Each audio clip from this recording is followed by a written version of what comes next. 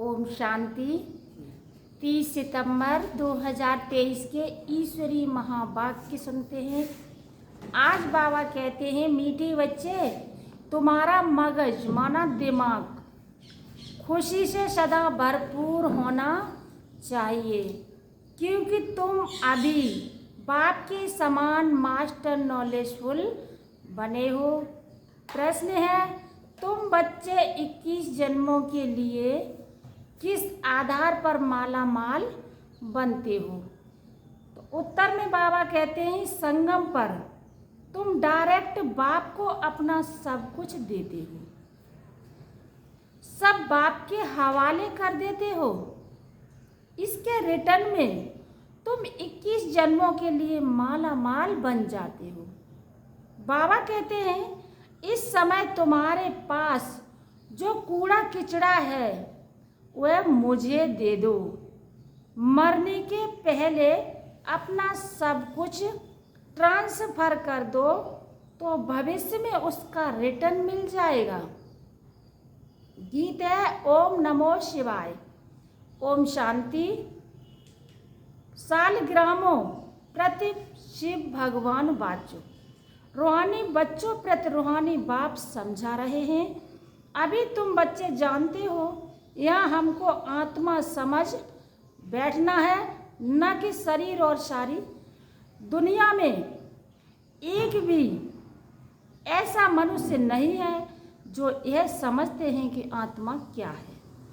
आत्मा कोई नहीं जानते हैं, तो फिर परमात्मा को भी कैसे समझेंगे? बाप द्वारा ही आत्मा की समझानी मिलती है। आत्मा और परमात्मा कोई नहीं जानते, इसलिए ही मनुष्य दुखी हैं। अभी तुम बच्चों को यह मालूम हुआ है कि इस ड्रामा की अथवा कल्प वृक्ष की आयु 5000 वर्ष है। यह तो समझते हो, गुणों का बीज अगर चैतन्य होता तो बतलाता ना कि मुझ बीज से झाड़ ऐसे पैदा हुआ। अब वह तो है जड़। यह चैतन्य एक ही मनुष्य सृष्टि का वैरायटी झाड़ है। तुम बच्चों को अभी सारी नॉलेज है। तुम्हारे में भी नंबरवार पुरुषार्थ अनुसार शुरू से लेकर अंत तक सारे झाड़ का ज्ञान मिला हुआ है। जैसे बीज में सारे झाड़ का ज्ञान होता है, यह बाप है चैतन्य बीज रूप। गाते भी है, परम पिता परमात्मा सतचित आनंद स्वरूप है। निराकार की महिमा गाई जाती है। उनकी महिमा सबसे बिल्कुल ही न्यारी है। मनुष्य तो कुछ भी नहीं जानते हैं। बल देवताओं को यह वर्षा यहाँ से ही मिलता है, परंतु उनको भी वहाँ यह ज्ञान नहीं रहता। वंडरफुल बात है ना। यहाँ अभी तुमको सारा ज्ञान मिलता है, बुद्धि में नॉलेज है। यह सृष्टि चक्र कैसे फिरता है।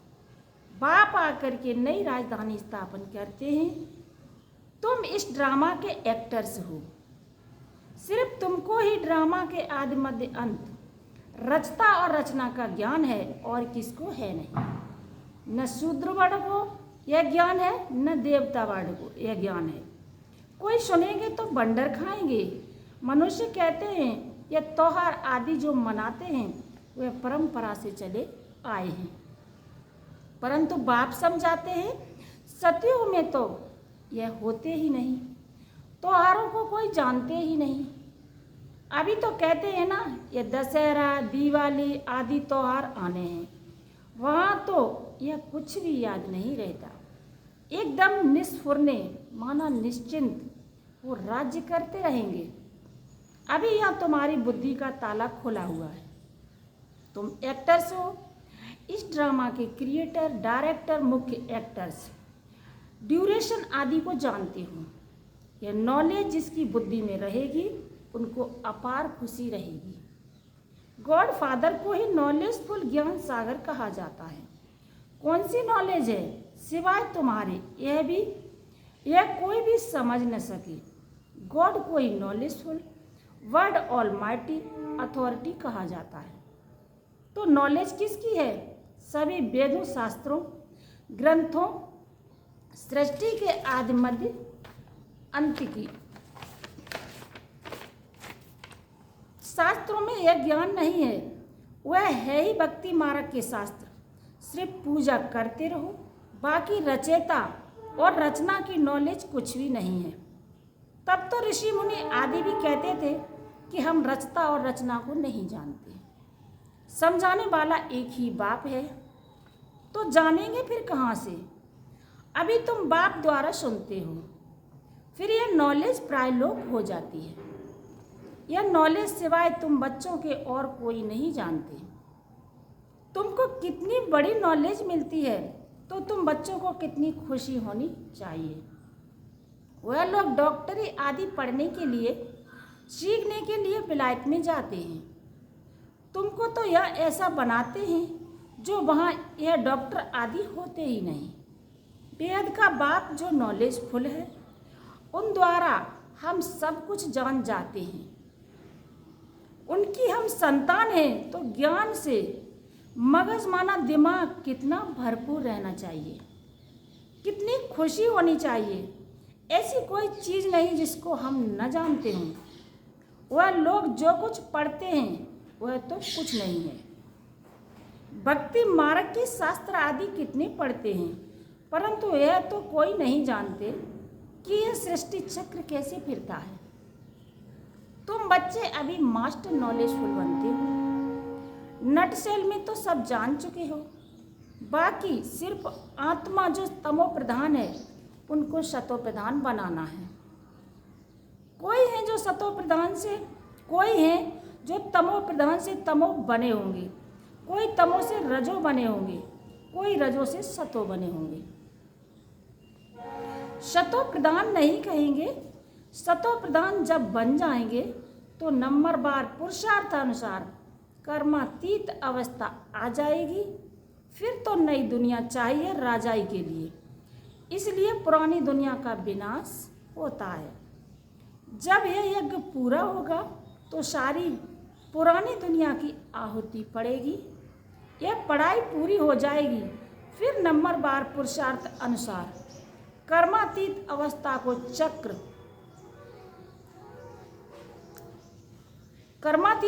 को चक्र लेंगे। जैसे वह भी इम्तिहान पास कर फिर ट्रांसफ़र हो जाते हैं, तुम भी मृत्यु लोक से ट्रांसफ़र हो अमर लोक में चले जाएंगे। हम अमर लोक में थे, फिर 84 जन्म लेते लेते मृत्यु लोक में आ गए हैं। तुम कहते हो अभी हम पढ़ रहे हैं, फिर अमर लोक में जाकर देवी देवता बनेंगे। बाप ही मनुष्य से देवता बनाते हैं। पतितों को पावन देवी देवता कौन बनाएगा? देवता तो यहाँ कोई है नहीं जो देवी देवता बनावे। लक्ष्मी नारायण चाहिए ना, वह तो यहाँ होते नहीं। तुम बच्चे जानते हो, इस समय बाप ही आकर पढ़ाते हैं, स्वर्ग का राज्य भाग्य देते हैं। स्वर्ग था लक्ष्मी नारायण का राज्य था ना। इन्हों की यह राजाई किसने स्थापन की? हेवनली गॉड फादर ने पैराडाइज सतयुग स्थापन किया, जहाँ देवी देवता राज्य करते थे। वहाँ दूसरा कोई खंड था नहीं, एक ही भारत था। तुम्हारी बुद्धि में है हम राज्य करेंगे तो दूसरा कोई नहीं होगा। तुम्हारी बुद्धि में यह सारा झाड़ है, इसका बीज ऊपर में है, वह सत्य है, चैतन्य है। आत्मा भी इम्पेरिशबल है, अविनाशी है। बाबा भी इम्पेरिशबल है। जो बाबा में ज्ञान है वह तुमको सुनाते हैं। सारा झाड़ खड़ा है, बाबा ऊपर में है।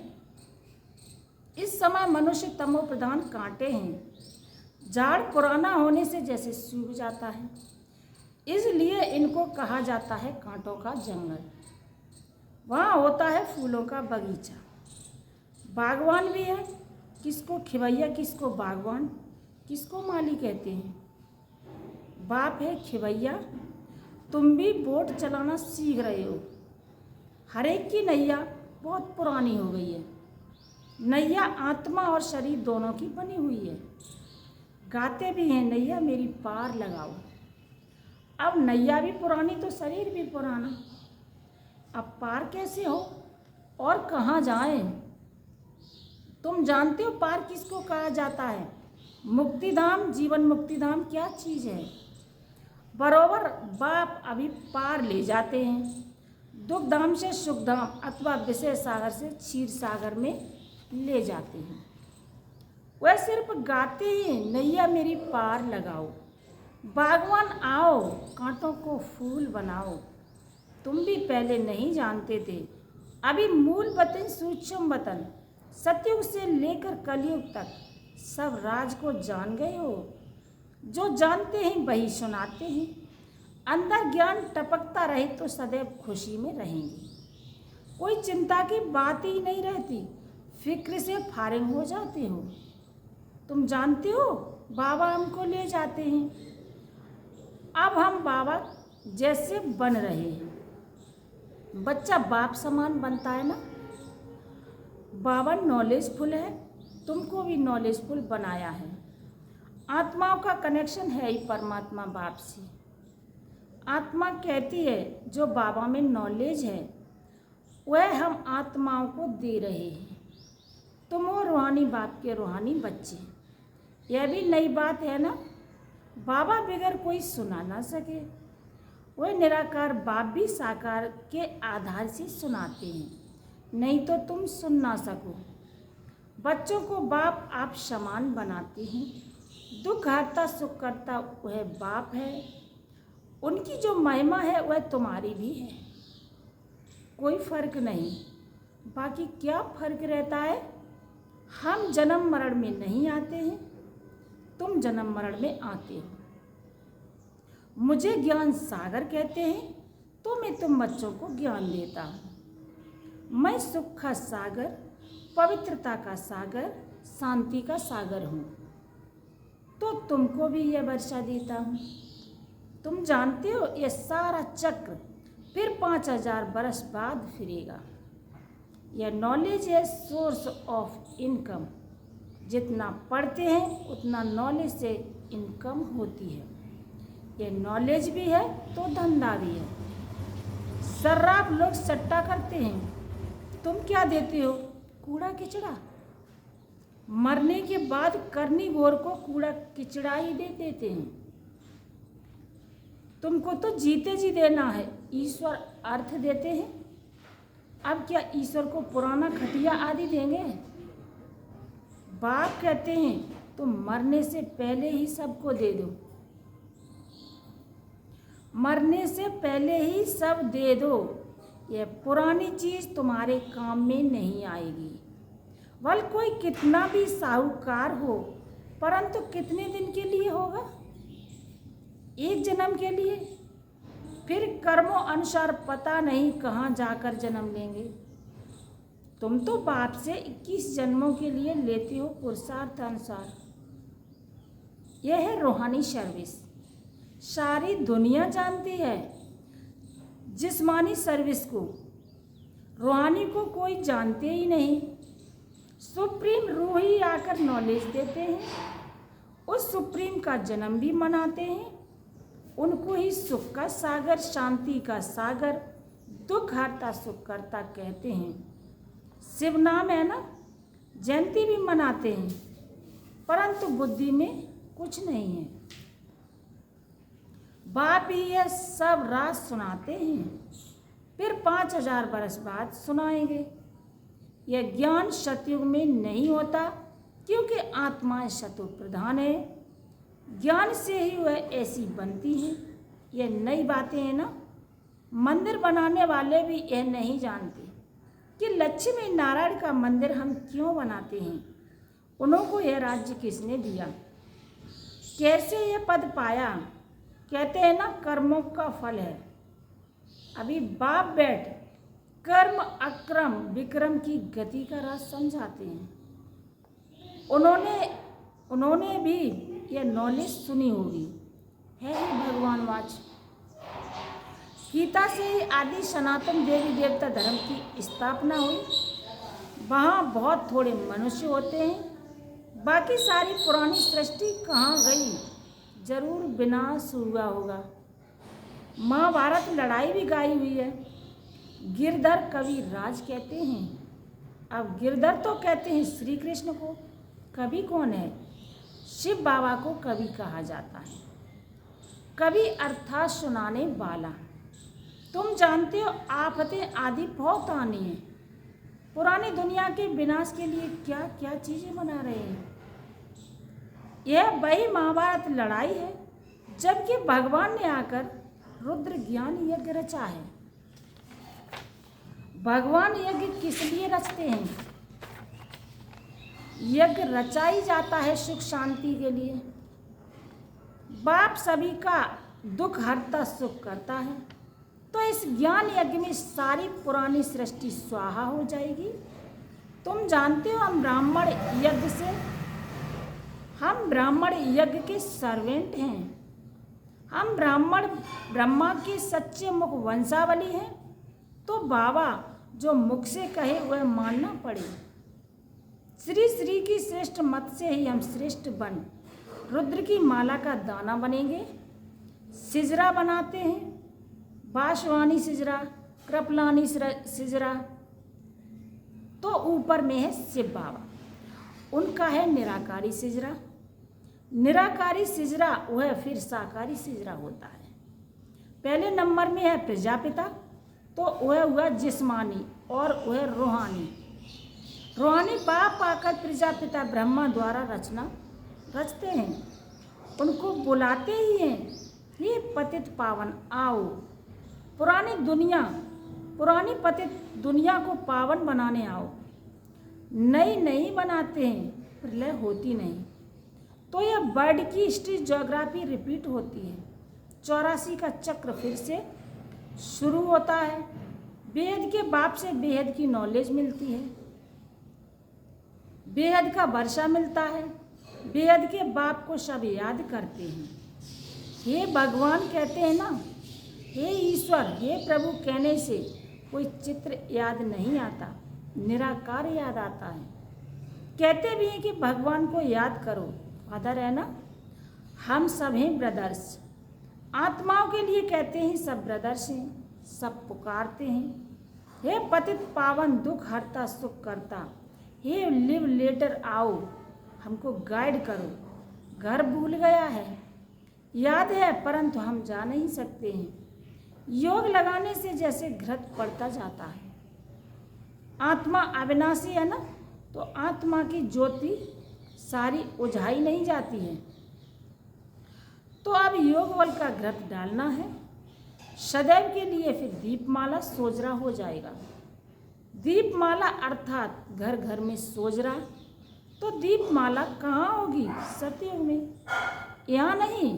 ये सब राज तुम समझते हो, तुम्हारे पास ब्लाइंड फेथ नहीं है।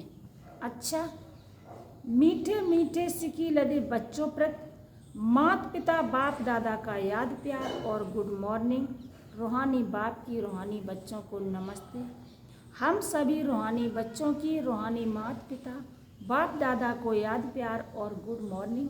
नमस्ते बाबा, नमस्ते नमस्ते, शुक्रिया बाबा शुक्रिया। धारणा के लिए मुख्य सार है। पहली पॉइंट है, चिंताओं से फ्री होने के लिए बाप समान नॉलेजफुल बनना है। बुद्धि में सदा ज्ञान का सिमरन करते रहना है।